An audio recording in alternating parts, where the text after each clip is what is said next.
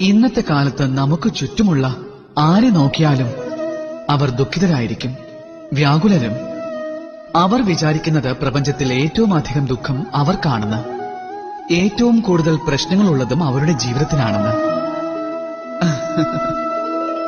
പ്രപഞ്ചത്തിൽ അങ്ങനെ ആരും തന്നെയില്ല ജീവിതത്തിൽ പ്രശ്നങ്ങളെ ഇല്ലാത്തവരായിട്ട്. പിന്നെ പ്രപഞ്ചത്തിൽ അങ്ങനെ ഒരു പ്രശ്നവുമില്ല മനുഷ്യന്റെ പക്കൽ പരിഹാരമില്ലാത്തതായി.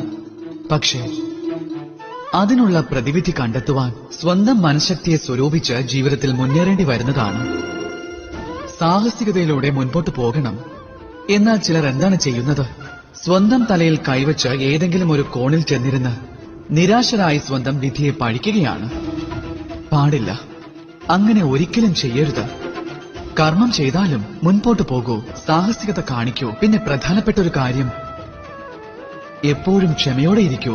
കാരണം നിങ്ങളുടെ ലക്ഷ്യം എത്ര